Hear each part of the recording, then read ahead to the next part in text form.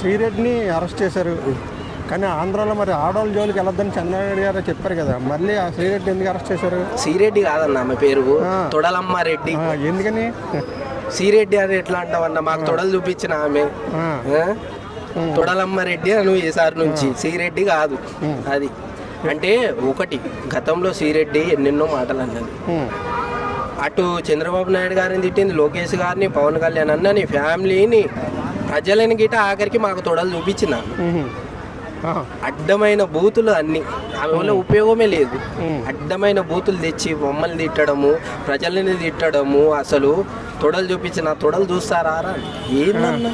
ఇయ్యే ఆ మాటలు ఆమె మాట్లాడాల్సింది. అందు గురించి ఈరోజు మంచి డిసిషన్ తీసుకున్నారు.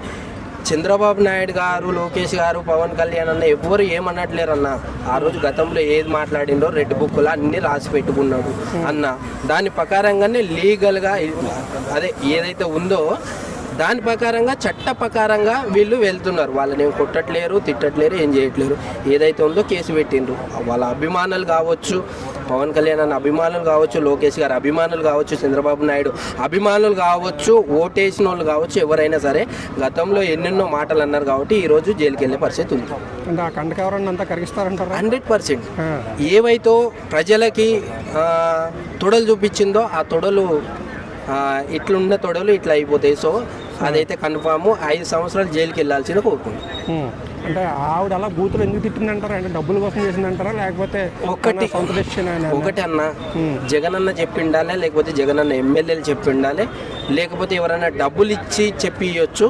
సో లేకపోతే ఆమె పాపులర్ అవుదామని బయటికి మరి అన్ని బూతులు మాట్లాడిందా, ఏ ఉద్దేశంతో మాట్లాడిందా? అంటే ప్రజలంటే భయం లేదు, రాజకీయ నాయకులు అంటే భయం లేదు అన్నట్లు మాట్లాడిందో ఈరోజు జైలుకి వెళ్తే అన్నిటికీ సమాధానం జైల్లో తెలుస్తుంది. సో అంటే ఎవరో వెనకాల నుండి ప్రోత్సహించారు. 100% ప్రోత్సహించకపోతే చెప్పకపోతుండే. అంటే శ్రీరెడ్డి బయటికి వచ్చి భాజపా తొడలు చూపించడం కానీ, లేకపోతే ఇట్లా వల్గర్గా మాట్లాడడం కానీ, మరి జగనన్న చేయించిండా, జగనన్న ఎమ్మెల్యేలతోటి చేపించిండా, డబ్బులు ఇచ్చి చేపించిండా, ఏమిచ్చి చేపించినా కానీ పచ్చి బూతులు మాట్లాడిందన్న శ్రీరెడ్డి, తొడల రెడ్డి. అందు గురించే ఈరోజు తొడల రెడ్డి అంటున్నాం. మంచి పని అయిందన్న, నిజంగా చెప్తున్నా. రెడ్ బుక్లో నెక్స్ట్ అంటున్నారు రోజా గారు వెళ్తున్నారన్న.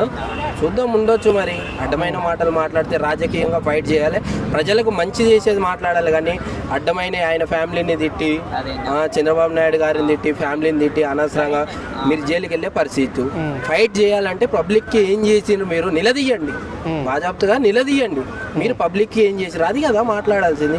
అది మాట్లాడకుండా వీళ్ళు అడ్డమైన అన్ని ఏవో చంద్రబాబు నాయుడు గారి ఫ్యామిలీని, లోకేష్ అన్న ఫ్యామిలీని, పవన్ కళ్యాణ్ అన్న ఫ్యామిలీని, పవన్ కళ్యాణ్ అన్నని, లోకేష్ అన్నని, చంద్రబాబు నాయుడు గారిని ఇదే అన్న మాట్లాడేది. వీళ్ళు పబ్లిక్ మీరు ఏం చేస్తున్నారు, ఏ సేవ చేస్తున్నారు పబ్లిక్లో ఉండి గిట ఇది అడగకుండా అడ్డమైన మాటలు. శ్రీరెడ్డి నిజంగా కంపల్సరీ జైలుకి వెళ్ళే అవకాశాలు ఉన్నాయి. నోటి దొరకతో మొత్తం కెరీర్ అంతా స్పాయిల్ చేసుకుంది. 100% కదా.